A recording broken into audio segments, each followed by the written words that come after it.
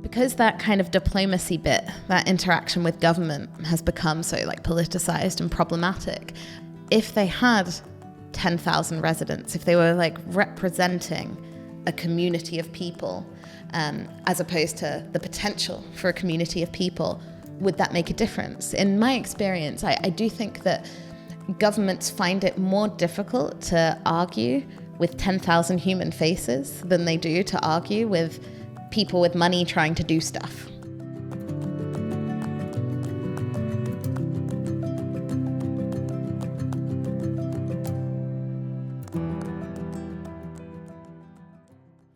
So my name is Lauren Razavi, and I work as Executive Director of Plumia, which is a few things in terms of how you can understand it. But the most simple explanation to begin with is it's a think tank focused on unlocking global mobility rights for people all over the world. However, we are also part of the network state movement. So our ambition is to build a country on the internet and to provide the functionality of a nation state citizenship as a digital subscription service. Right. Now, that you just saved me a whole load of time there. Well, I understand those two things, network state as well. I don't know whether since you've been here or whether you follow the kind of whole free cities ecosystem, but there is very much a spectrum with network state. I often think that with network state people at one end and free cities people, free private cities people at the other. One's the kind of build the city, bring the people. The others build the people, bring the city, isn't it? Yeah, I would agree with that as an okay, assessment. Right. Well, that's good. I'm glad. Okay. And so you come from that side of the spectrum. Global mobility rights. Now, obviously, I'm thinking COVID 2020, hugely challenged. And shockingly so. For me, myself, I'd never been told to stay in my house before. I didn't, obviously, because I didn't want to. But no one has ever told me to stay in my house before. So how has that sort of affected your thinking on global mobility rights? Well, if I can kind of go a little bit around your question and say, I would guess by the little chat we had before we started recording that you hold a British passport. Correct. And so I think, like myself, also holding a British passport, we are the sort of lucky, privileged people in the world who haven't been told to stay in our homes or in one country. But there are many people in the world for whom that is the day-to-day reality, where popping over to another country is actually a 1 to 3 month expedition of visa appointments and fingerprints and extra passport photos just in order to be able to cross a border. And fundamentally, that is the area and the set of issues that I work on. And right now, we live in a world where a person's destiny is really defined by the coincidence of their birthplace. So where you may go in the world, the spaces you may move in, how you are treated at a border, whether you're allowed to cross a border unhindered or whether you're questioned, treated like a criminal, or welcomed with open arms because you're a global tech worker. And so there are a lot of inequalities in this space. My personal motivation for working in this space is that my father is a refugee from Iran to the UK. So I very much grew up in an environment where I was tapped on the head with my British passport and told, do you know how different your life would be if you had an Iranian passport instead of this thing? And that's fundamentally really at the core, the thing that I would like to see change in the world within my lifetime is that people, wherever they are born, have an equality of opportunity, that they can move in order to pursue opportunities or to pursue a lifestyle. And at the moment, that is just not a reality unless you happen to be born with passport privilege. Out of interest, I can see the angle you approach this mobility from. Has 2020 affected the way you think about it, though? I mean, do you now incorporate elements of Western passports in this same, because we did see a lot of cancelling of mobility across borders. Yeah, I mean, I think it was quite temporary, the impact of COVID for most people who already have powerful passports. I think given where we were in the world when the pandemic hit, there was a risk that it wouldn't be temporary, that actually we would see people's rights curbed much more permanently, that we would see governments actually take advantage of the fact that they were able to lock everybody down and not let them travel to sort of further limit those rights. But largely we didn't see that happen. And I would argue that we've actually seen a positive move in the opposite direction. So with the rise of remote work in response to the pandemic, we saw many countries trying to save their ailing tourism industries by introducing digital nomad visas. The first ever digital nomad visa actually launched in June 2020. It was Barbados. Their sales pitch was, escape lockdown and come to Barbados. It's paradise here. We have great weather. Was it? It was indeed. Estonia, 2 years before in 2018, had started working on the first ever digital nomad visa, but that did not launch until July 2020, much to their disdain. Or despair, perhaps. But yes, and the big kind of change that happened with digital nomad visas is that we saw countries stop emphasizing country of origin and start emphasizing income and profession. And, you know, I'm under no illusions that that's a global leveler, because there are obviously many factors that impact whether somebody has a high income and a tech job. But nonetheless, it's a step in the right direction of de-emphasizing this idea of country of origin, defining where you may go in the world, the kind of opportunities that you might take. So in a weird way, despite the fact that perhaps for people like you and I, it was the first time we were told you're not allowed to travel, actually the outcome of the pandemic, I think, was largely positive for global mobility, because it saw governments, countries begin to actually think about bringing people into their country in different ways. And actually now my organization is very much working in that space. So earlier this year, we launched a policy paper proposing an international standard for digital nomad visas. So more than 60 countries in the world have launched digital nomad visas since 2020. But they are a mess. If you actually think about it from the perspective of the nomad user, a nomad goes, I want to go to that country. And then they go, okay, it's got a nomad visa. And then they look it up and it's very hard to find information. It's very complicated. It's very specific to that country, rather than it being something that's very easy to understand. So that's one of the problems that we've been collaborating directly with governments to try and solve. And our policy paper, created by myself and a former diplomat who worked for 20 years for the government of Canada, also an Iranian refugee, so lots of fun intersections in working together.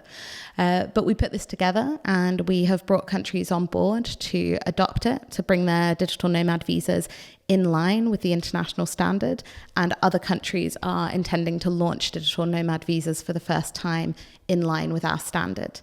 And we have the European Commission and the United Nations also very interested in what we're doing. I'm going to be presenting the paper to the United Nations as part of their spring program next year. So what is the international standard of digital nomadism then? I mean, what kind of things does it cover? So the first thing, which it's kind of remarkable that 60 countries had launched visas without doing what I'm about to say, was to actually give a legal definition to a digital nomad, because it's been this very loose term that's been bounded around. It originates with a textbook from 1997 by a Japanese technologist called Toshikyo Makimoto. I think it was Wiley, the educational publisher, that put that out. But since then, it's just kind of been bounded around and it's never received a legal definition, despite the fact that so many countries actually launched so-called digital nomad visas.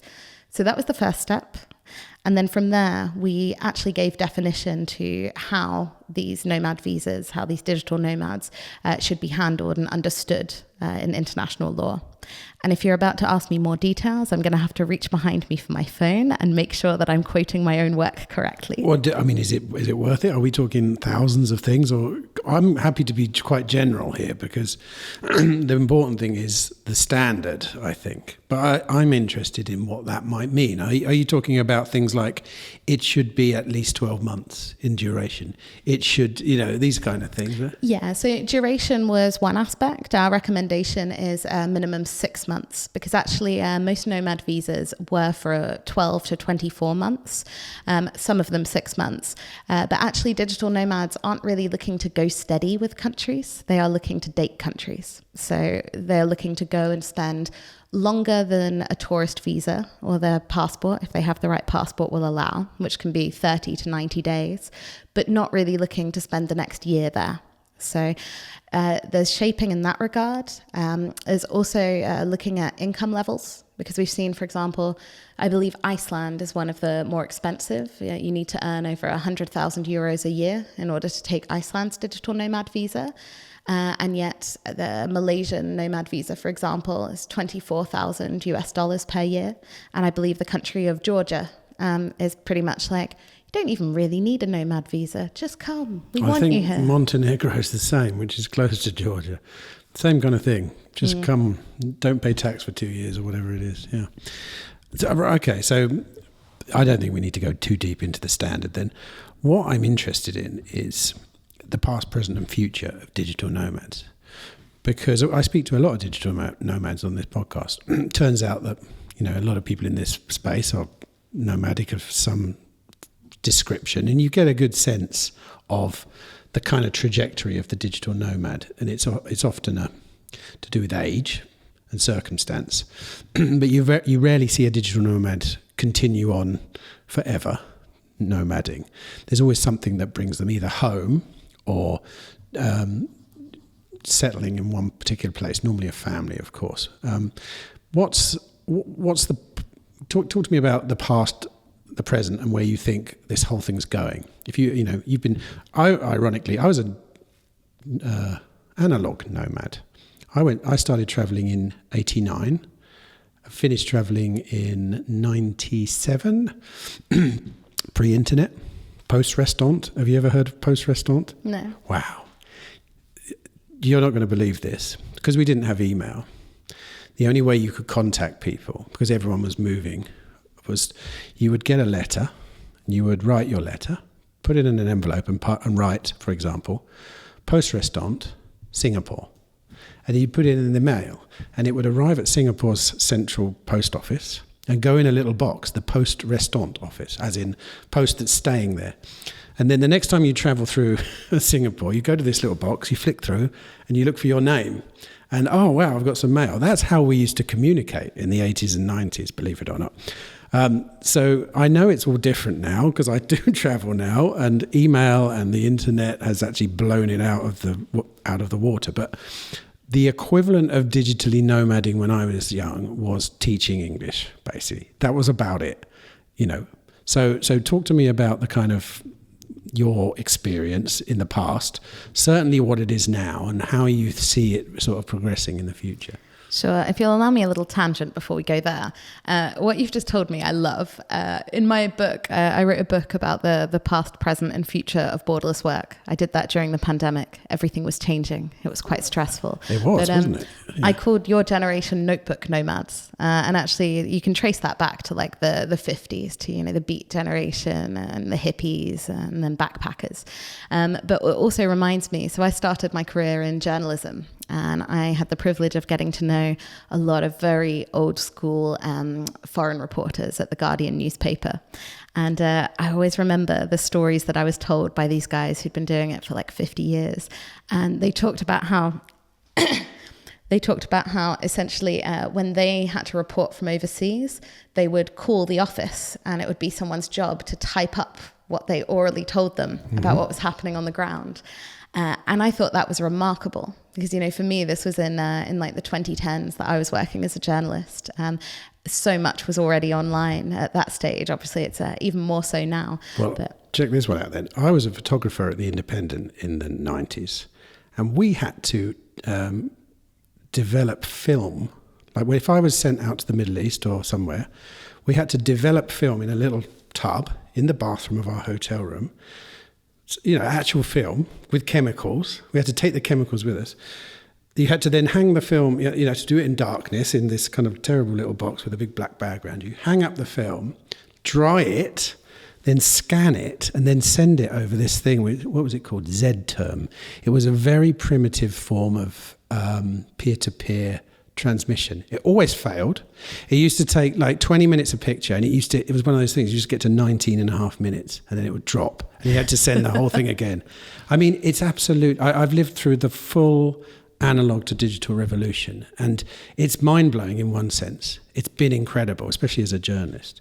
You realise, I mean, the journalists were the first people to adopt the internet, really, because it made our lives so much easier. Indeed. But on the other sense, as a traveller, in the 80s and 90s, I used to get off a plane in, I don't know, say somewhere like Bangkok, and I didn't speak to home for a year. And I was if I had the Lonely Planet, great. And if it had a chapter on where I was going, that would be good. But it obviously didn't really back then. The Lonely Planet was mainly India and a bit of Southeast Asia. And I have to admit, and this is a sidetrack, obviously, but the bit of the romance has gone out of travel. You know, you've got people sitting at home planning their sort of overland trip, booking places online in advance. And it's a bit like, we used to just get off the bus. Here, right, where's the place we go, So, I hear you. And, I am a fan of beats literature and the hippie trail and all of this kind of nostalgic travel stuff. And the feeling of that, especially, I'm like a writer at my core. And so I really kind of connect with that idea of kind of being lost in a place and having that experience. At the same time, I do think that the convenience that we have today with travel has opened it up to so many more people. And actually, it gives you more freedom. So my equivalent of arriving in a place, I guess for I'd say definitely in the last 5, maybe 7 years, is I can get on a plane and get off the other side, and I can not know whether there's Uber there, whether my SIM card is going to work and all of this stuff, and just figure it out in my first 5-10 minutes at the airport. And then usually there's some kind of ride-hailing app. Usually there's a code on the airport wall that's going to give me a discount on my first ride. I can book an Airbnb or a hotel in that Uber or ride-sharing ride to the city centre. And the fact that you don't have to do all that pre-planning, all of that kind of planning in advance, kind of doing your research, I do think allows you to experience so many more places. And in a sense, I suppose have less of a local experience, but also be able to be a consistent person and have a consistent life across many different places, which, coming back to the question that you asked before we kind of went on this wonderful tangent, is certainly how I've lived my life. So I've been a digital nomad for around the last 12 years. And I very much have gone back to a lot of the same places and sort of had a routine, really gotten to know places like an expat would, I suppose, but in many different places across the world. So I say, I'm a local of Amsterdam, London, Singapore, Kuala Lumpur, Penang, New York, and San Francisco. Those are places that I know just as well as somebody who's perhaps lived there for 5 years, where I have my favorite gym, my favorite supermarket. I know the walking routes that I do by muscle memory. A fun quirk of me is I walk 15,000 steps every day. So I really get to know a place. Is that a lot? I don't know. I don't do the step thing. The recommendation, I believe, I think it's pseudoscience to even have the recommendation, but it's 10,000 steps a day. But for the last 2 years, I've averaged 15,000. I really like to walk around. But the point being, yes, we trade the romance of it for convenience, but at the same time, the convenience opens up completely different lifestyles. In order to work overseas and experience a different culture and have a global network of social connections now, you don't have to go off grid from your family back home for a year. Actually, you can kind of have the best of both worlds. Actually, even if you're in Singapore or Australia and it's a family birthday in the UK, you can travel back and be there very, very quickly and conveniently and not too expensively these days, certainly compared to, perhaps when you were traveling in the 80s. So I think everything in life is a trade-off, right? But I think the convenience is what sort of unlocks the digital nomad lifestyle, that you're not just a backpacker, that you're not just a foreign reporter kind of off grid, but actually you are a cohesive, consistent person just across many places, location optional or flexible. And in terms of, I guess, how things have changed. So, I mean, when I first started traveling, it was still the time of internet cafes. And I guess it was the end of backpacker culture and a lot of like English teachers and such.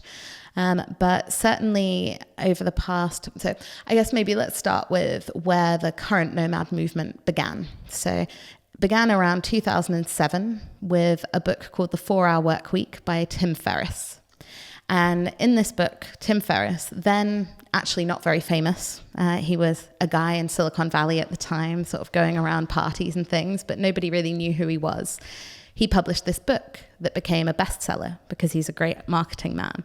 And in it, he encourages people to think about something he calls geographic arbitrage. So the concept of taking a Western world salary, a high global salary, and living in a much cheaper destination and living your dream life, your best life. And this book was huge. It got very big on the internet of the early 2010s. And sort of from 2010-ish onwards, but especially from around 2014, 2015 onwards, the nomad movement exploded. You had young people from London, Paris, New York, Amsterdam, all of these very expensive markets, instead of getting a job in the city after graduation, basically going to Southeast Asia and Latin America and building stuff. Like a lot of them became internet entrepreneurs. One of the most famous is Peter Levels, who created a website called Nomadlist. And in 2014, 2015, he really became the kind of poster child for the nomad movement of that moment. There was a Wired magazine article with him kind of looking very beautiful and Dutch and blonde with his backpack on, like on the streets of Southeast Asia. And he sort of became this poster boy, the kind of emblem of that moment in the movement. Around that time, we saw places like Chiang Mai in Thailand, Median in Colombia, and Bali in Indonesia become these kind of nomad hubs. So people like me and Peter Levels were kind of going around and spending time in these different places, meeting other nomads who were doing the same thing. And sort of network of people sort of emerged at that time. And a lot of them were builders in the space because there was no infrastructure for doing this. You know, now we live in a time where every news site is running a story on digital nomads every other week. But back then, there was like nothing. Like co-working spaces were a new concept, you know, and it was, if there was a great co-working space somewhere, people would travel for that co-working space. Most people were either freelancers or building their own companies as opposed to remote workers. I think while there's been like a big uptick in the number of remote companies over, I guess, the last 10 years, I'm getting old. Actually, back then, there weren't a huge number of remote companies. So you didn't have people who were in full-time employment sort of choosing to go off and live in these lower cost destinations. And then just before the pandemic, a lot of people were saying that digital nomadism was really taking off. And then I think when the pandemic happened, remote work rose, but there was a question over whether the nomad lifestyle would kind of die out with it. In fact, with the rise of nomad visas, as we were just talking about, we came out the other end of the pandemic with digital nomadism so mainstream that a lot of people reject the label now because there's such an association with these kind of Bali beach influencers. And it's probably relevant to mention that the sort of Instagram influencer crowd, that kind of subculture online, has had a lot of intersection with digital nomads. So considering that a lot of the earliest nomads of this era, of this kind of generation, sort of were responding to Tim Ferriss's call to go and build a business and live your best life.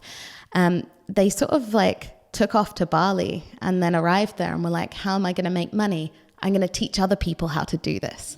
So you sort of ended up with this space of a lot of people sort of trying to make their money as being nomad influencers, sort of like MLM schemes, you know, multi-level marketing, a bit like I need to make money now I'm here.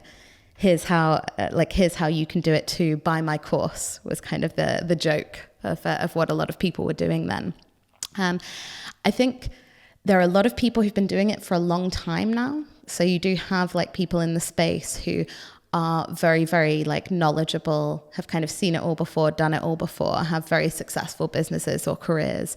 And the nomad thing is just their lifestyle. You know, it's not the thing that they're putting on their LinkedIn. It's not the thing that they're putting front page of their website. It's just simply, when someone asks you, where do you live? If you respond London, you can also respond everywhere.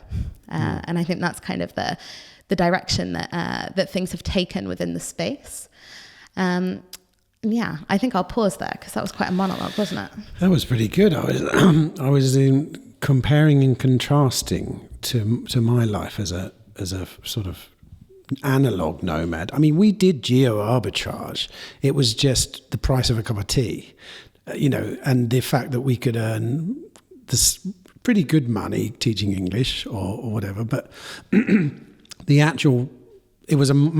model really was earn a bunch of money at home, then take it away. I think my first trip, which was into Southeast Asia, I was in Indonesia for about a year and a half, and I took £900 with me. That was my budget. I'd worked in a leather factory in the UK for like 6 months after university, but ironically, I was in Bali in 91 as well. Once again, not with the idea to stay there. I was there to travel and to interact with Balinese culture and all that kind of stuff. And it is hugely impressive, not necessarily in a 100% positive way when I look at it, at the facilities that are now in Bali. Bali was picked up as one of those places, and I can understand why. I mean, when I've watched a few documentaries on Bali from the 60s where it was the surfing culture, the kind of Aussie surfers that first discovered it. And then it was like the backpackers. And now it's like I remember the influencer part, because that's when I thought, that's a bit naff. But now when you look at it, it's a very,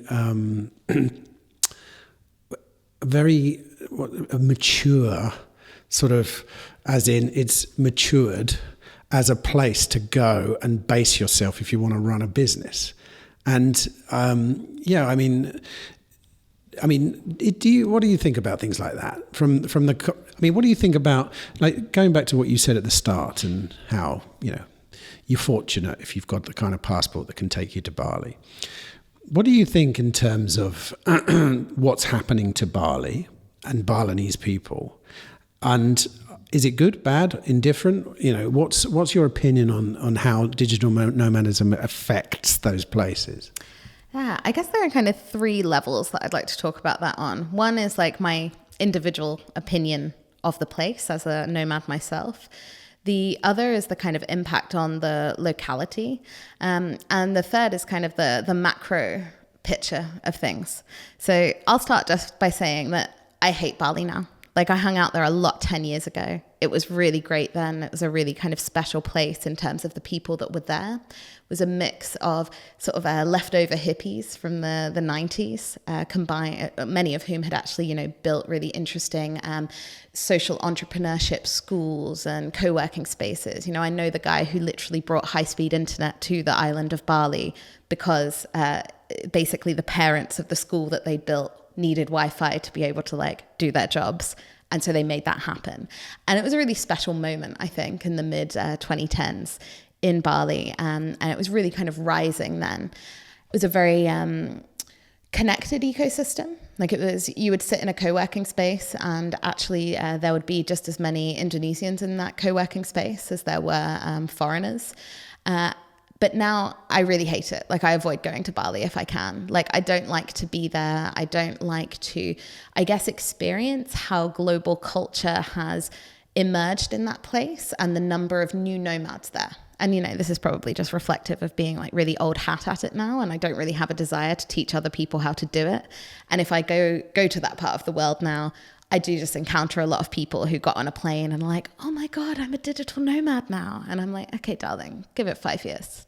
For me, it's like hell on earth. But that's individual opinion. That's my choice of destination or place. Before you go on though, when I say it's matured, well, I'm referring to the quality of, say, the buildings that you could live in and things like that. Are you telling me you wouldn't like to rent a beautiful, one of the kind of houses you see on Instagram? I don't know how much they are, but I imagine they're relatively affordable between people. Is it not the kind of place you want to work from for a period of time? No, been there and done that, and it's got nothing to offer me anymore. What are you looking for personally then? What's the important thing? So, okay, so the first thing for me is probably that I like cities. So for me, the idea of being near a beach is not really something that I'm factoring into my like location related decisions. I also don't travel for nice villas or whatever. I travel for people, for community, for the social connections that I have in different places. So, you know, I could literally, if I wanted to, go and rent a villa in Bali for 3 months and bring a bunch of nomad friends, and that's completely an option. I really choose not to do it. If I'm going to go to that part of the world, my country of preference is Malaysia. And one of the reasons for that is just because I really love modern Malaysian culture. So I meet really interesting, creative people in Malaysia. There are a lot of entrepreneurs. It's got a real kind of like emerging economy energy around it right now. You know, everything is possible. Like everybody there is having so many more opportunities than the generation before. And that's really palpable. Penang, which is an island in Malaysia. God, I spent ages in Penang. It's great. It's really great. But again, I like this city there, Georgetown. Happy to like travel around the island. It's very beautiful. It's very pretty. Can I ask a quick question about Penang before you go in? Sure. Is Love Lane still where all the hippies hang out? It is. And actually... Oh my God, that was one of the first places I ever went in Southeast Asia.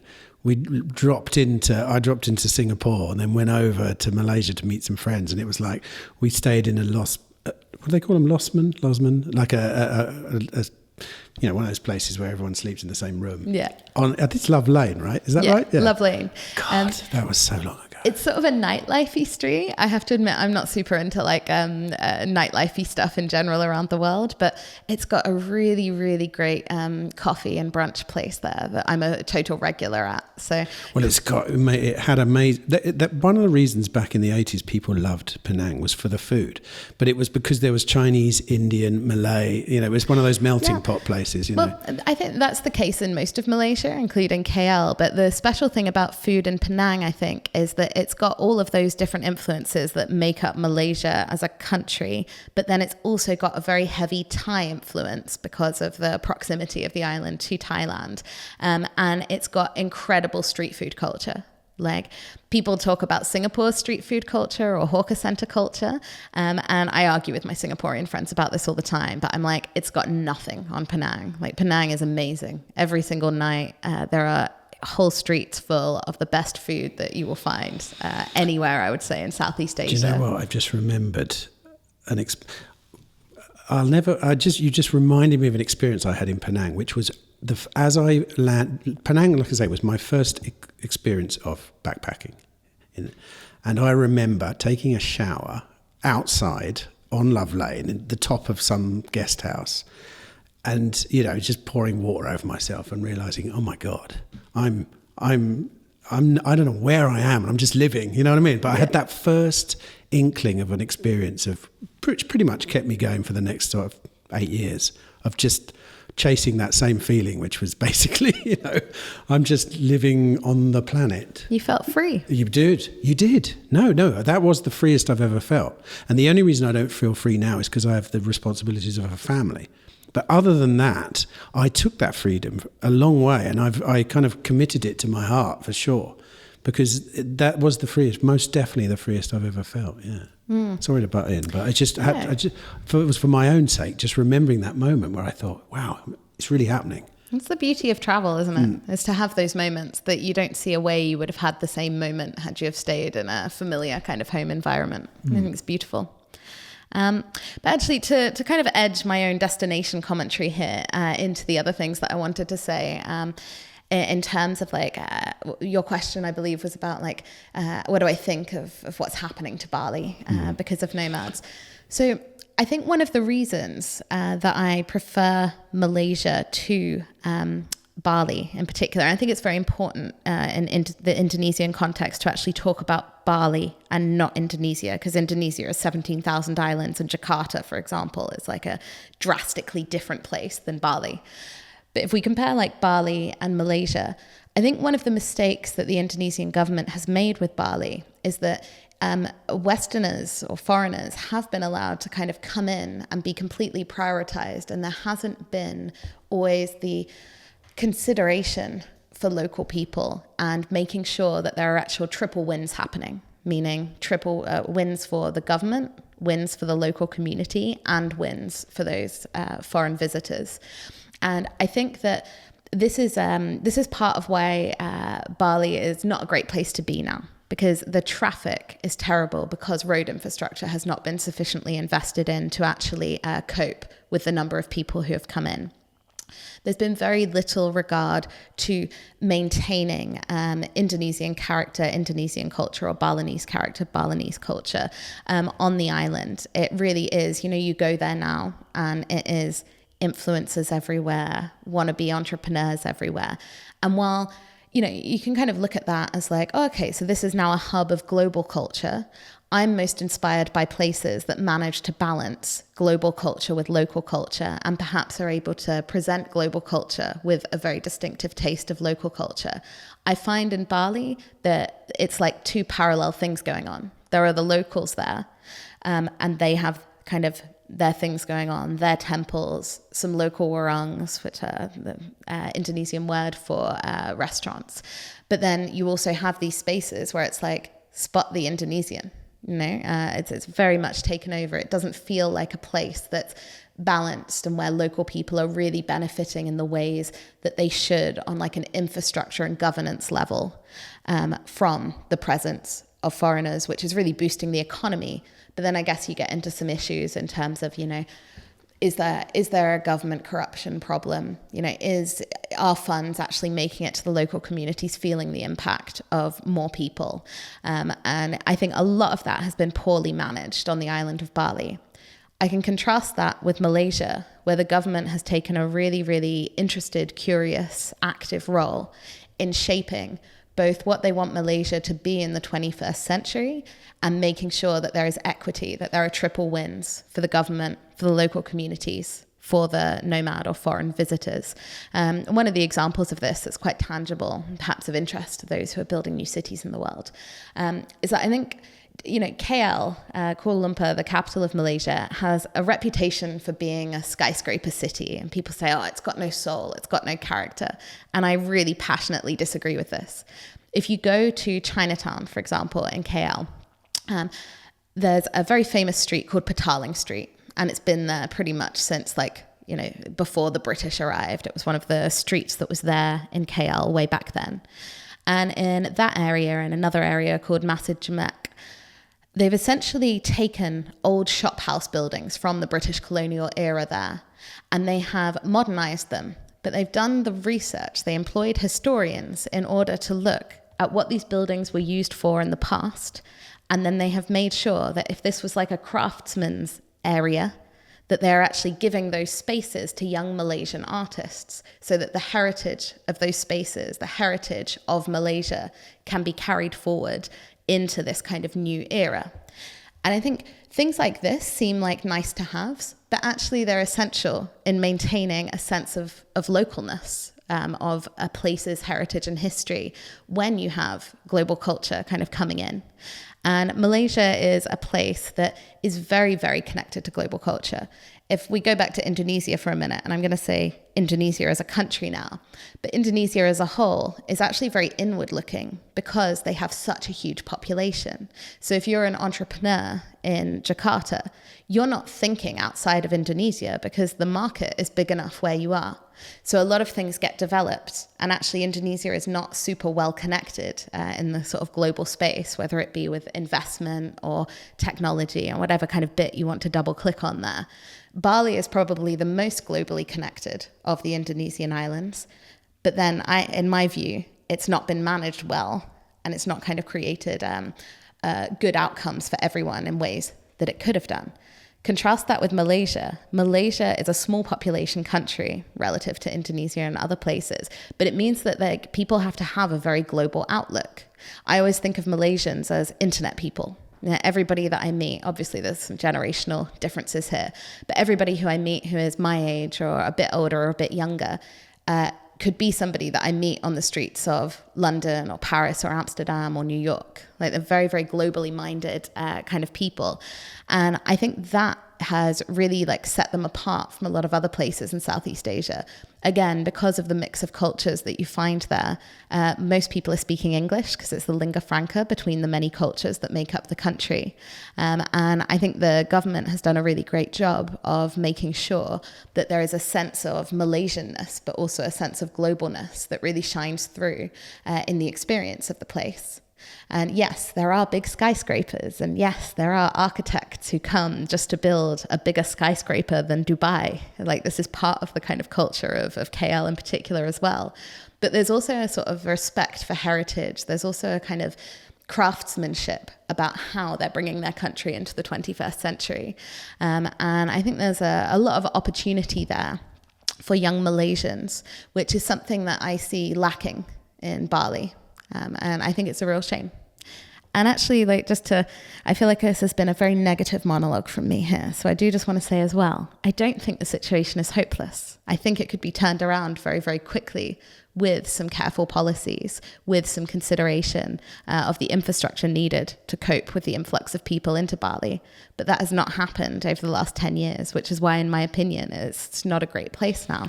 Well, also, will you ever be able to escape the kind of gravity of the fact that Bali is a tourist destination as well, which is a big deal.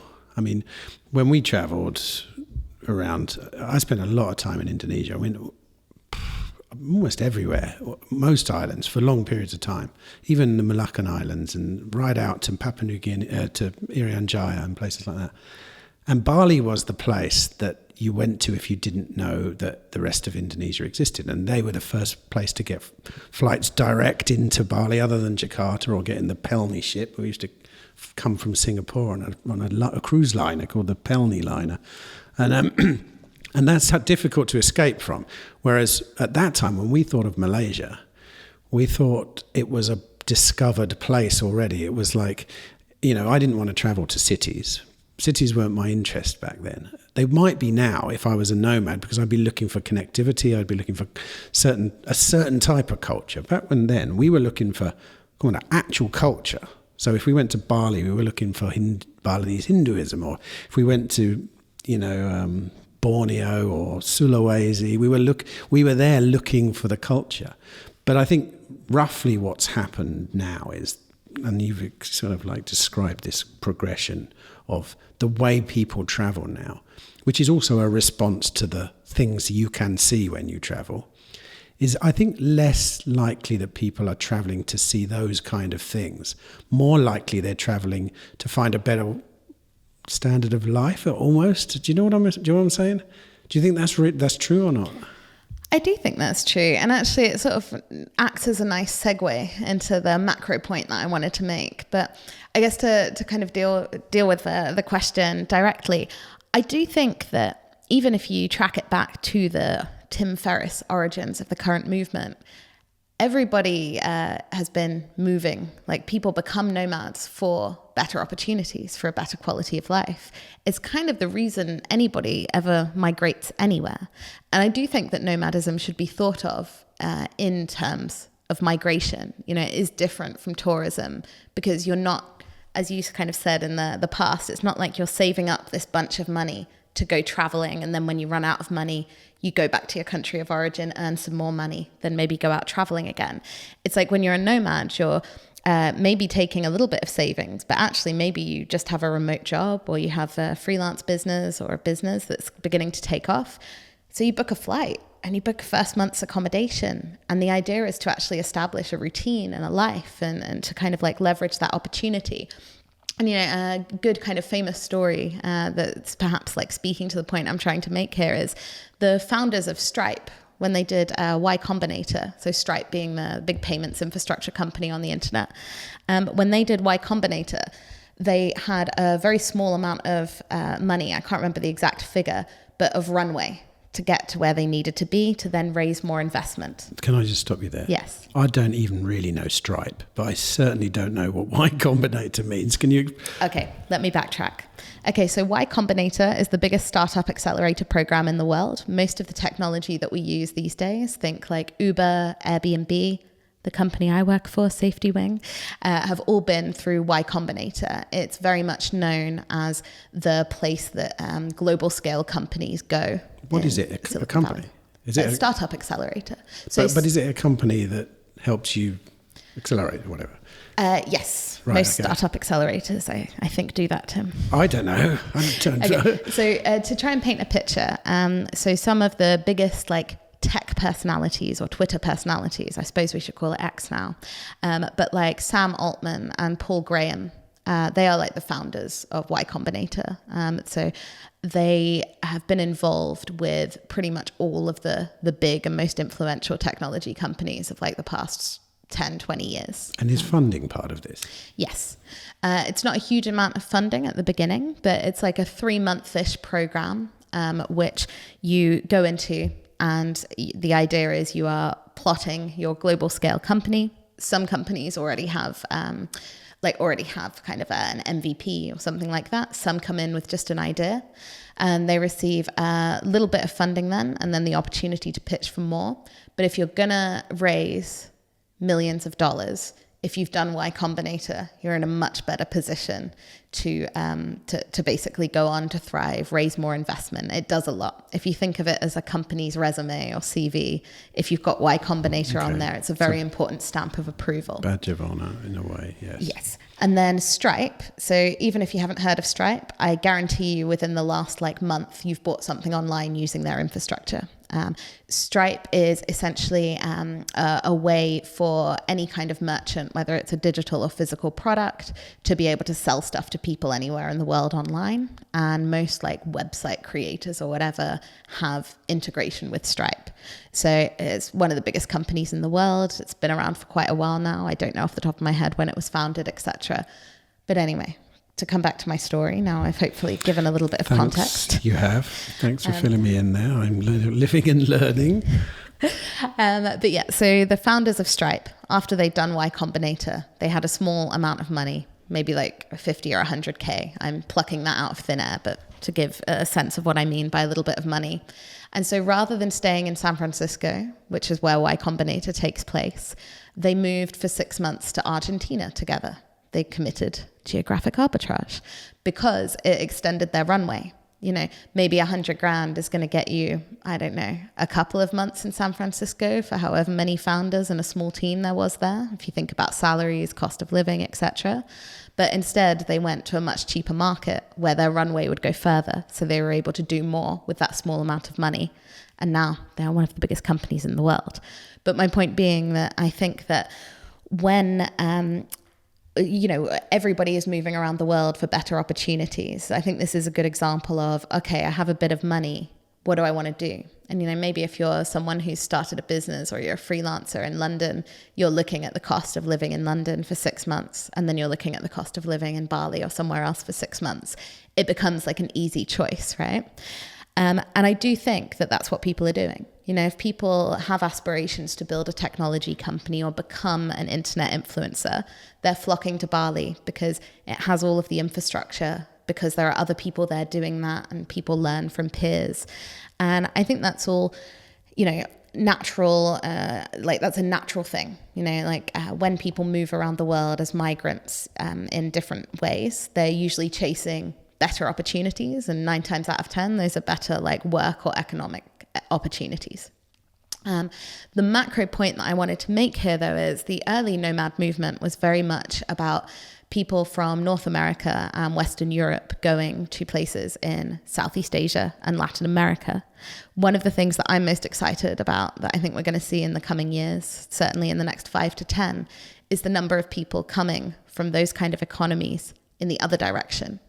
And it's something I find really fascinating, actually. I have a lot of friends from Malaysia, from Singapore, and when they come to Europe, they're disappointed. They go to New York, and they're I've seen this in the movies, and everyone talks about this, but when I get here, everything's kind of old and a bit broken, and actually we've got it pretty good in KL, we've got it pretty good in Singapore. And I find that really fascinating. So I think the earlier movement has been about people from the West going elsewhere, but the next stage of the movement, and global mobility is a big part of this, is going to be people coming from places like Southeast Asia and Latin America to other parts of the world.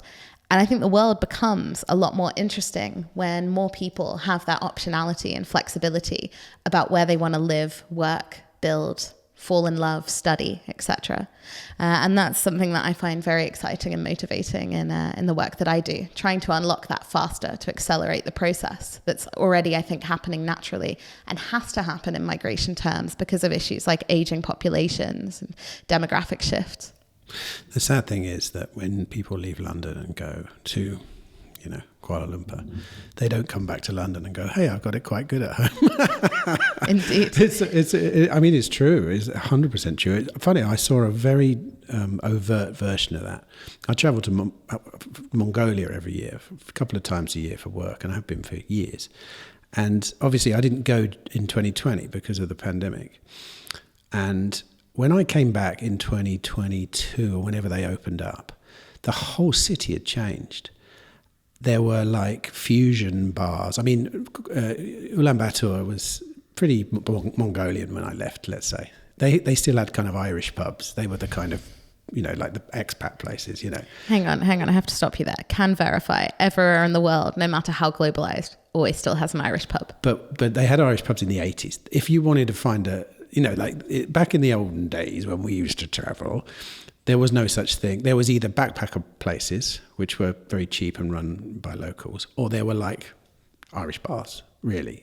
They were the only, and they were the kind of working expats who worked for oil companies or whatever. They used to go there. But what happened in Mongolia while I was away for only a year and a half was the whole city changed. I came back, there were like tapas bars. There were like fusion, this, that, and the other and stuff. And we worked out it was that a load of Mongolians came home for the pandemic and stayed. They realized, oh my God, my city is rocking here. There's all this potential to do all this stuff. And they didn't go. And that was the first time the penny dropped for me. Because obviously I think if you travel, you've kind of known that for a while, that there's a certain degree of decline happening in our countries. And it's to do a lot with bureaucracy, to do with the miserliness of the governments, the exit taxes and stuff like this. They're not vying for your attention. They're not vying for your business. The other countries are. And as a result, they're trying harder, Yeah, I think of it as we have ascending countries or ascending economies and descending countries, descending economies. And I think that's a really interesting kind of shift that's happening in the world. What you just mentioned about Mongolia has also reminded me of something that I experienced recently. So in September, I traveled to rural Japan to check out basically one of the projects that is related to, so hang on, I'm going to go off in some details here, but the Japanese government launched a digital nomad visa. As part of their strategy to get people to use their digital nomad visa, they have made funds available to entrepreneurs within Japan that want to create new experiences, sort of new travel experiences for digital nomads who want to start businesses in that area. So the government is like seed funding, giving a bit of money towards some of this stuff to get it off the ground. And so I traveled with one of the entrepreneurs who is getting some of this funding to rural Japan, a place called Shimane. And it's this beautiful kind of tiny village near Hiroshima in Japan. And one of the most striking things about it was everywhere in this small village were people, young people, who had lived for X number of years in Tokyo, working, in the big city, like for a corporate, who had sort of moved back home, or some of them had actually never been to Shimane, but they'd heard about it. And they'd come back, they'd come to this area, and they'd opened these fantastic businesses, restaurants, bars, cafes, and this place was buzzing. And it had this feeling like you're in a city, like in a global city. Because a lot of these people who were starting businesses had traveled overseas, perhaps worked overseas for a couple of years. And then they'd gone, do you know what? It's super cheap to start up in rural Japan. Do you know what? Like, there's a huge opportunity here. And actually, I want to be near nature and I want to be able to work with my hands. So some of the entrepreneurs that I met, one guy who's sort of bought one of these old abandoned houses in Japan and is doing it all up to become a sort of little co-living space.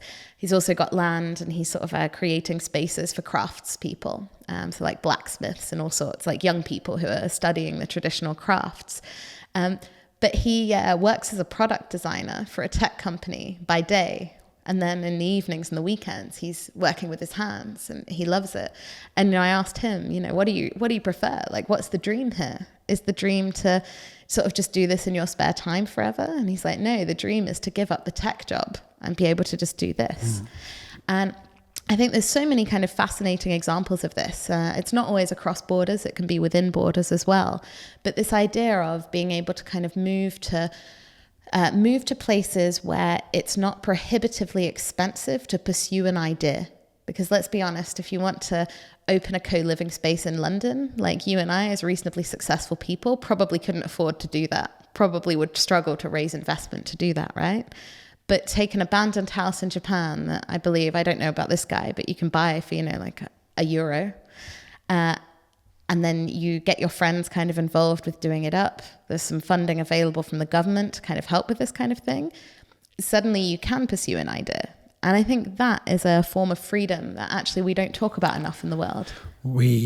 I have a very on-point story there. A number of years ago, I was making a film in Bulgaria about a village where there was one person left living there. When Bulgaria joined the EU, there was a big exodus of the youngsters, and they'd already left the villages to go to the capital, and then it was like they were out of there, and there were a lot of these abandoned villages all around. It was in the Rhodope Mountains in Bulgaria, and we were making this film about this one village where there was one old lady left living there on her own in this whole village. But it turned into something much bigger when we realised what was actually going on in these villages, and it turned into a longer project over a number of years, which I actually never finished due to, actually it was COVID, I think, in the end that stopped it really in its tracks. But we did investigate a lot of the story, which revolved around basically in the end the ways that these villages, these abandoned villages, were being used, because you could buy a village. The houses were about 500 to 1,000 euros each in these villages, and they are in gorgeous locations. And we started by finding these old people, and then we noticed that one had later on a group of Bulgarians who'd gone to the EU, earned some money, came back, bought a village, got it connected to the internet, and started repopulating it. And the whole thing was this kind of like, cycle of people leaving what they thought was worthless, which was a village in the Rhodope Mountains. What have I got here? I need to go to Berlin or Stuttgart or somewhere and earn some money. And then coming back to visit grandma and going, holy shit, we could turn this, all we needed is an internet connection, and we can turn this into an amazing place. And there were all these different villages that were getting over the years, turned into something new, by Bulgarians. This is not foreigners at all. This was pure Bulgarians coming back. And it is. I mean, this is probably one of those aspects of the movement which will continue on, I'm almost certain. I mean, who is better to do that than formerly living people, I mean, it makes total sense. Yeah. And actually to kind of come back to Bali on this point, because I think you're right. It's like, it's not foreigners coming in, it's actually people going and sort of exploring the world and then coming back and spotting the opportunity and thinking, I could do a great job of this. I can bring something of the culture that I grew up with to this place. One of the things I find alarming in Bali is like, you look at all of the brunch cafes and all of this along, like in Ubud and Canggu, like the big kind of areas that nomads spend a lot of time. And actually, if you speak to people there, they're all founded by foreigners. And so you end up in this situation, again, where it's like, in a sense, it's people coming and using the land and using the infrastructure. If they're nomads on tourist visas or even on nomad visas, they're probably not paying any taxes. Perhaps, business taxes if they're a founder of something. But I've heard far too many stories about paying certain bribes to certain people in order to be able to avoid such things. But you don't have that there. And it's like, this is one of the things that could be unlocked in Bali, I think, is actually giving local Indonesians the opportunity to be the entrepreneurs who are opening new businesses, running and benefiting in this way that we're talking about, in this case in Bulgaria, in the previous case in Japan. Well, in Ulaanbaatar in Mongolia, do you know Mongolian Barbecue, the restaurant? Yeah. Yeah, that used to be there. That's an American restaurant. It's not there Really? anymore, but it was one of the first big, have you been to Mongolian Barbecue? I was like, I've never heard of that. What are you talking about? Turns out it's an American restaurant. It was invented in America, and then they opened one in UP. It's not there anymore. It didn't last very long. It's one of those restaurants where you cook all the food, you put it on a big dish and you kind of cook it yourself. But anyway, another thing. I'm going to round it up soon. But another thing that I just remembered was something I came across in El Salvador recently. Was a tech company just moving everyone, so renting a big house in El Salvador and just moving everyone over there and them all living in this big house doing their project. That was the first time I'd ever seen that before. That was a real eye-opener for me. I get the feeling now that that's been going on for a while, and that's a very common way of running a company. Is that right? Yeah, so I mean, I can say a few things about this. Number one is it does date back pretty far at this point. A lot of startup founders, basically, if you have a limited financial runway, if you only have so much investment and you need to get a bunch of hungry people together in order to build, putting everyone in the same house is actually a pretty good way to do it. During COVID, we saw hype houses, which were influencers doing this. So, but hype, as in hype, Hype. Yeah. So this was a bunch of YouTubers or other online creators, basically because they were very bored during the pandemic, taking big houses. A lot of them were in the US, just taking big houses and living together and making their content sort of just in community. And so I think it's taken off a bit more since then because very well followed people did it. And then I think that it kind of got into the zeitgeist more. So I think previously it was more of just startup bros kind of doing that sometimes. And then it became more of everyone going, oh, hang on, that's quite a good idea, because they could see influencers and people doing it. But the other thing I can say on this is, my think tank is part of the company Safety Wing. So Safety Wing is a 150-person company, and we are working across 45 countries and 24 time zones. We're a fully remote company since the very beginning when we were founded in 2018. And so the interesting nugget that I wanted to share here is that because we don't have an office, and we never have, we get together at least once a year, whole company, in a particular location. So we will take over a hotel or a holiday resort or whatever, different place every time. So this year's is Vietnam. The last year's was Iceland. The year before that was Bali. The year before that was Mexico. We go around. But this, I think, is very, very interesting in the sense of actually it is really important, even if you are a fully remote company, to build culture together online, to spend time casually with your colleagues. And just to add one more thing that I think sort of intersects quite nicely with the free cities space and also with the network state space is pop-up villages. So Vitalik Buterin, the founder of Ethereum, is sort of the instigator, the catalyst behind this new trend of pop-up villages. So this is basically when a bunch of people, usually themed around something. So some of them have been around longevity or cryptocurrency. But when a bunch of people come together and live in a place for 1 to 3 months together. And essentially, I think Vitalik originally described it, I think it was 2022 when he sort of did a launch blog post that got the whole thing started, that the idea was to come together and be a city. So the idea being that everybody's either living in the same apartment building or the same kind of neighborhood, and actually you're all using the same co-working space, there are social events and things, but it's just this kind of pop-up. And so one of my colleagues, a guy called Chance, who's head of community at Plumia, he's been living his life going from pop-up village to pop-up village for, I think, more than a year now. He, I believe, is currently in Chiang Mai, Thailand, where there's been something like 6 of these pop-up villages in the same month in October, November of this year. And this is really taking off. So there was a conference in Singapore a month or so ago, the Network State Conference, and many of the founders of the different pop-up villages were presenting on their different projects. And Vitalik himself has put quite a lot of money into this to kind of seed fund people to do it. And yeah, it seems like this is just kind of going on and getting bigger and bigger. But to me, that's sort of an extension of a hype house. You know, if a hype house is 6 to 8 people together in one place, and, you know, a company gathering is maybe 150 people coming together, but only for a few days, this is something in between those states where it's maybe 100 or 200 people coming together for a few months, being a city, and then kind of moving on. I was at Zuzalu in Montenegro, which was probably one of the first, I think? That was the first. Yeah.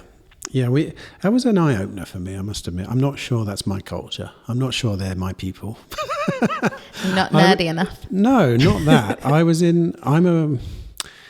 I think there's a certain lack of, don't take this the wrong way, pragmatism. There's a certain lack of actually building. Like, there was so much talking and discussing.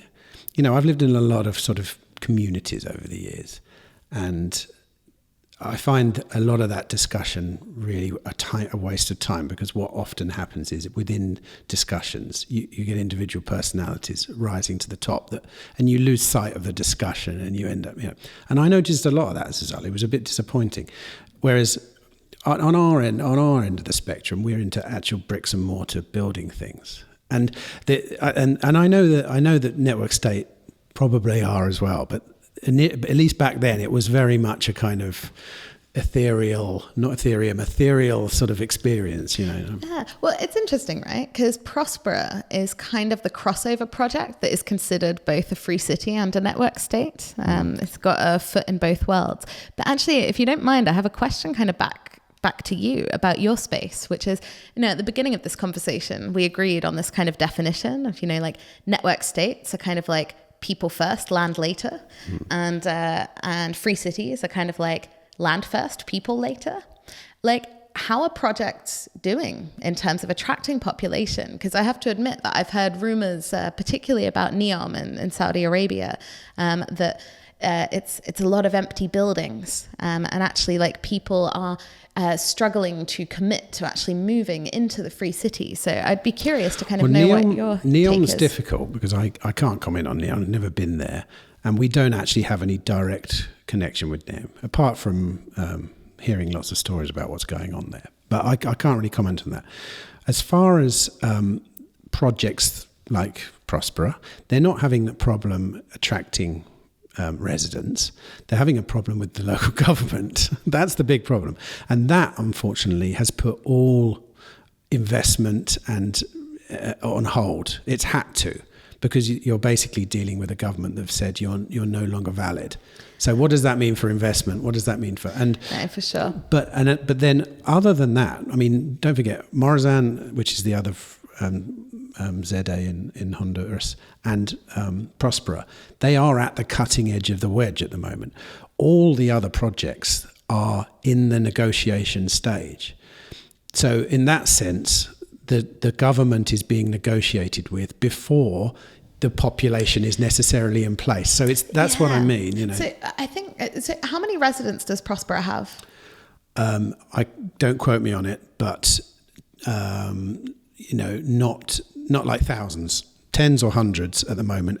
They've built the Duna building is a large place with residential units in it, and they've been selling them. But then there's also some other places. Yeah, just because what I find interesting here is, you know, because that kind of diplomacy bit, that interaction with government has become so like politicized and problematic, I suppose my intellectual curiosity leads me to wonder if they had 10,000 residents, if they were like representing a community of people, as opposed to the potential for a community of people, would that make a difference? In my experience, I do think that governments find it more difficult to argue with 10,000 human faces than they do to argue with people with money trying to do stuff, which, you know, that's completely straw manning it and bringing it down to some basics there. But I think one of the surprising things in my role, you know, I've been in my role 3 years now. And when I first came in, I figured I was going to spend the next 5 years arguing with governments, like trying to get nomads and global citizens kind of a seat at the table and represented in these conversations. And what I found instead is being able to go and say, well, I'm part of the biggest nomad serving company in the world. Like, we have all the user insights. We have all of the information that you don't have. And here's what you've done wrong with your visas. That's actually been really productive conversations where governments are like, great, we were looking for that information and we couldn't find it anywhere. Like, how can we make this better? Here are the incentives we're working with. Here's what we want to get out of this deal. What do your users want? What are you guys trying to achieve? And I do think that part of the reason for that is having a critical mass of people that you're sort of speaking for. You know, that's probably like saying it in a very direct and blunt way. I don't feel like I'm speaking for every digital nomad when I speak to a government, but we certainly do take a very user research focused approach to everything, i.e.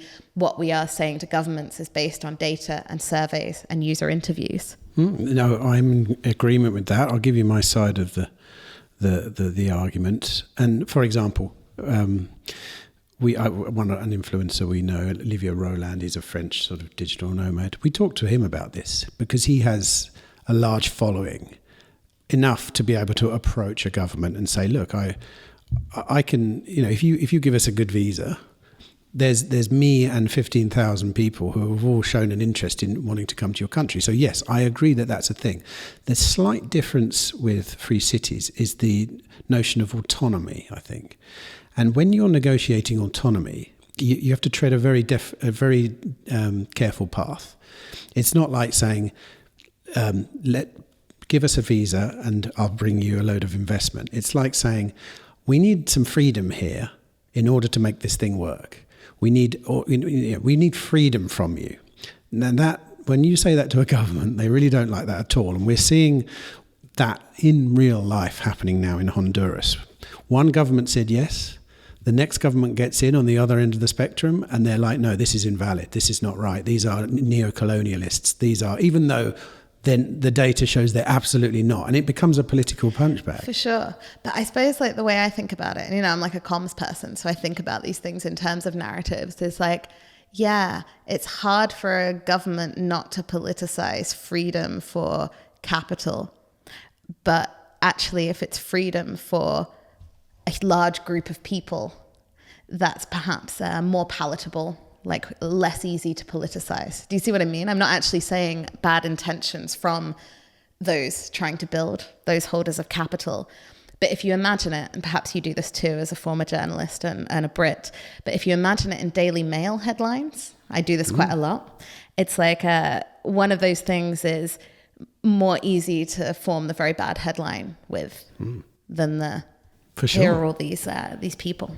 I know, but the facts, I 100% agree that it's very unfortunate what's going on currently in Honduras because everyone loses, even the government, unless they're planning on becoming an autocracy, because they're basically rescinding a change to the constitution of Honduras, basically.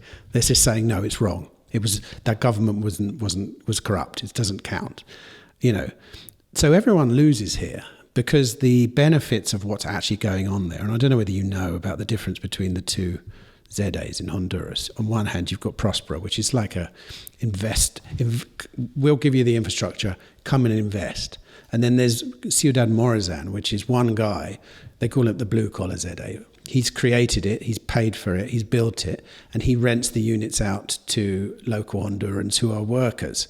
And there's 65 families living there now, and the standard of living, there's literally what's going on inside the ZA, and then over here it's one of the most dangerous parts of Honduras. And inside, phenomenal, outside, not. The governments don't like looking at things like that. That's basically enticing them to become competitive. And that's what they don't like. That's the big, big problem that's going on there. And I don't know, I agree with you that the kind of come in with a big group of people and say, here's a commitment of 10,000 people to come and populate this incredible city, right? It's not that different from going to a government and saying, here's all this investment. We're planning on having this many people here. They will pay this much tax. You will generate this much tax from these people and this investment. I'm not sure that the actual, like the sign on the 15,000 people signing on the dotted line makes a huge amount of difference in that sense.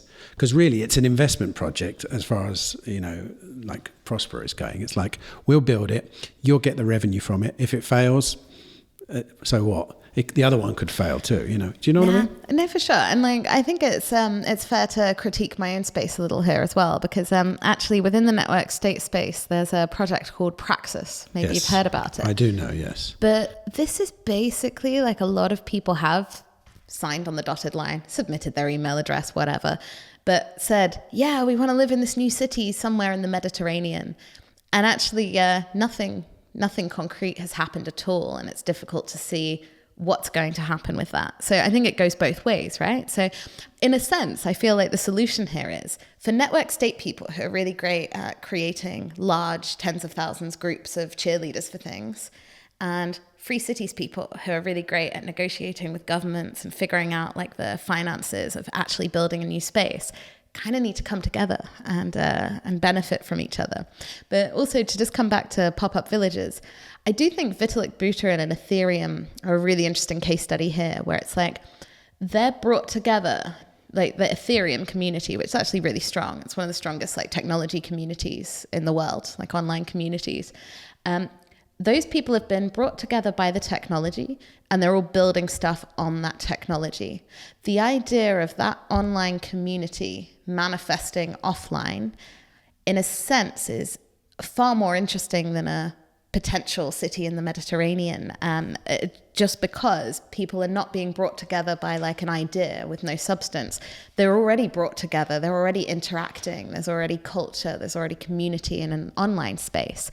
And I do think that a pop-up village is sort of your V1 experiment, your prototype of like, okay, so if Vitalik, who obviously like has the money, increasingly from the pop-up villages, has the government connections now, if he were to start a new city, that could be very, very interesting, because it's like it goes beyond the city, right? It's like, I live in Amsterdam now, and it's like I didn't go to Amsterdam because I liked like conceptually the city as such. I went for all of the things that kind of make that up, and the social connections and the sense of like culture that I feel part of there.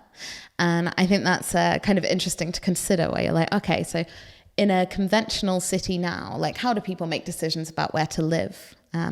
And the things that make up those kinds of decisions are essentially the challenge that anything in the network state or the kind of free city space needs to recreate. And then if you look at like the communities like Ethereum that have already created something of that, maybe it's a little bit like up here, a little bit kind of floating at the moment, needs some more definition. It just becomes really interesting. Okay, from my end of the spectrum, and this is a personal end of the spectrum, I would say that in my experience, cities don't evolve like that naturally. For example, ideological communities. I mean, someone showed me some data the other day. Like an average life of an ideological community is 7 years. Whereas we want a successful city. And when you look at a successful city, they don't tend to evolve out of an ideology. They tend to evolve out of commerce, business, this kind of stuff. And I would kind of loosely, class Vitalik's, that's an ideological kind of place in a way, because if I can just interrupt you here to say, the reason I would disagree with that is just because of the number of companies that now exist and are part of Ethereum. Like Ethereum is like an infrastructure. It's like a network. It's a protocol, right? So there are so many businesses, so many people making their full-time living there that I would argue it is commerce. Like I wouldn't disagree with your point that actually the fuel, like the engine, the catalyst of a city historically and now is commerce. I would just argue that Ethereum is that. So are you kind of advocating for a kind of, do you know like Toyota City in Japan? You said about Japan. This is a city based around Toyota, the industry, where the whole that's kind of the thing you're talking about in a way. Like, that's not a real city for me, personally speaking. I understand the reasoning. It's a very good model.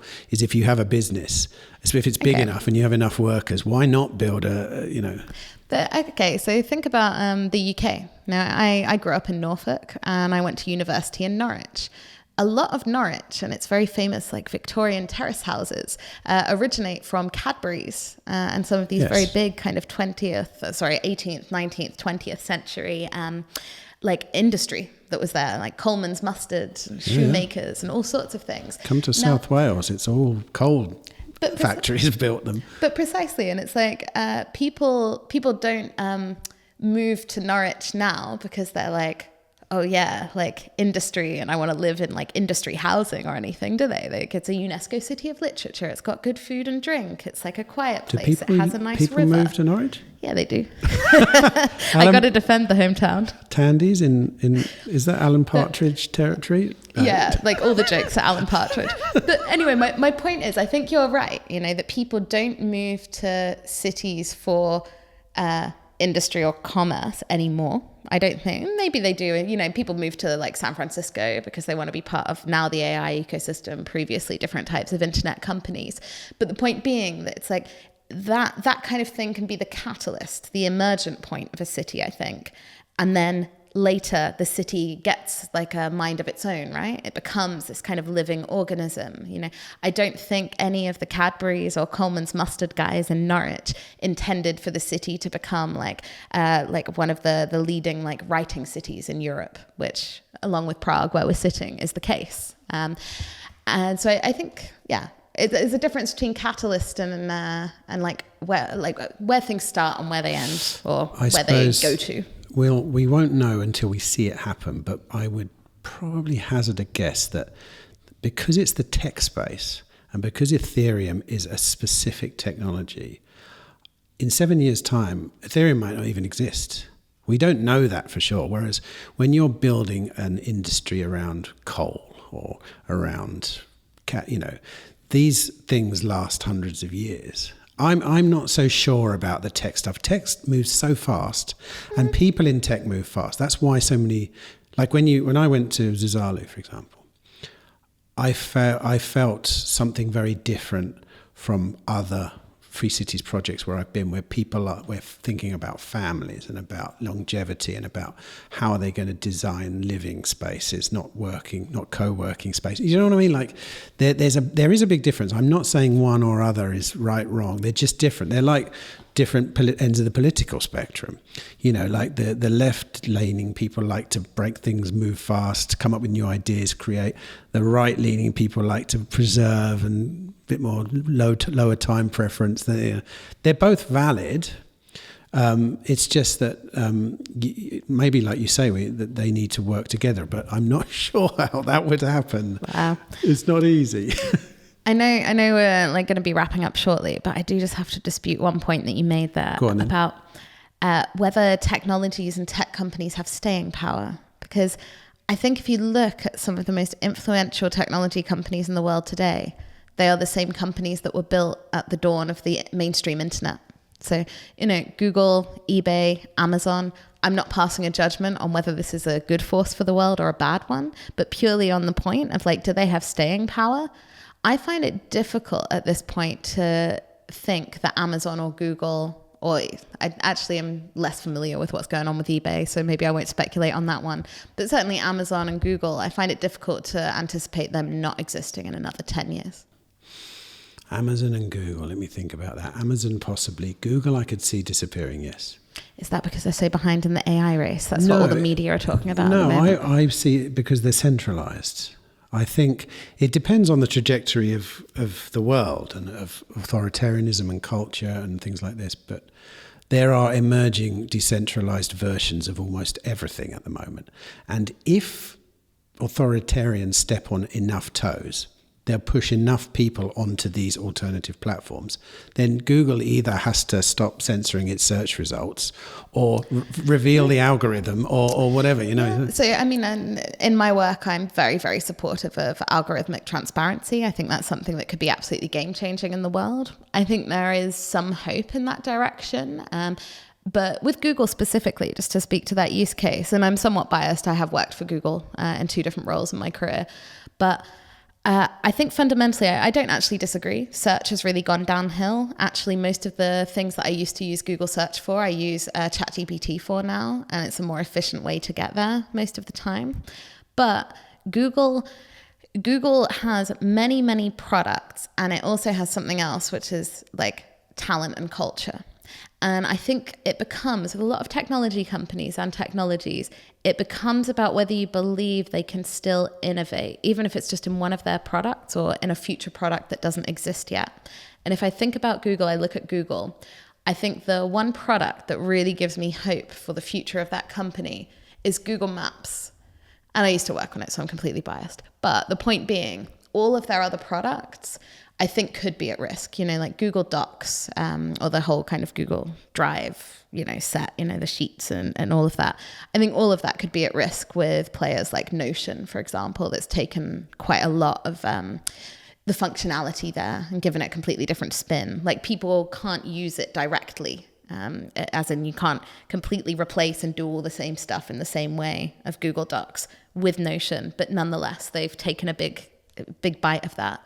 Search, as I said, relating to ChatGPT, I think online advertising is going to die out, and I can't wait for it to happen. That's obviously a big engine. The other product I guess I'd point to within the Google ecosystem is YouTube. You know, yes, there are alternative video platforms. I think there's a certain like monopoly argument where like when people are all on a platform, and in a sense, YouTube is quite decentralized. Yes, it's centralized in the sense of like being a centralized platform, but the actual energy on it is a lot of individual creators. Yeah, but it's heavily curated. If you work on my end of the spectrum, it is. I mean, I would just say to your point there that yes, say YouTube, for example, it has the monopoly on centralized platforms. It doesn't have the monopoly on software, on protocols. And actually, I think the big battle of the next 50 years is FOSS versus closed source, basically. No. And if culture and the world carries on the same trajectory, free and open source things will become much more prevalent. I totally agree with you on the 50-year time span, but that's changing the conversation a bit because we were previously talking about 7 years. And in the 7-year time span, the question I ask myself is, how's someone going to make my mum give a shit about whether this is decentralized or not? And like, I'm very pro decentralization. I'm pro open source. I think transparency in terms of algorithms is the big game changing thing that could happen in the world to really shift how power moves and how things operate. Like, I think that's incredibly important. However, if I can't think how my mum would be made to give a shit, if it's not going to hit the mainstream within 7 years to that extent where she would swap on an ideological basis, because we are talking ideology here. Centralization versus decentralization is ideological. My mum and people like her just care about the user experience. Mate, well, what happens if YouTube censors Cliff Richard, though? Is your mum going to get pissed off? But this is kind of my point, is that I think your mainstream internet user these days is not an internet citizen and is not an internet creator. They're an internet consumer. And that's a really big problem that has emerged in the internet that we live and work and connect on today. But fundamentally, people don't care about censorship. They should, but they don't. And as much as people like you and I and other people who are very engaged in the kind of the ideas that are running the world, like, yes, we care. Yes, we need to find ways to make more people care. But on a 7-year time horizon, I will struggle unless I play an emotional card with my mother. I wasn't actually on a 7-year timeline. I thought we were talking about Cadbury's at that point. We were looking at the 150 years or whatever. Anyway, Lauren, it's great talking to you. I'm enlightened on a number of things now that I'd never heard of before. So thanks for that. been a pleasure. And enjoy the rest of your time in Prague. And thanks for coming on the show. Thank you so much for having me.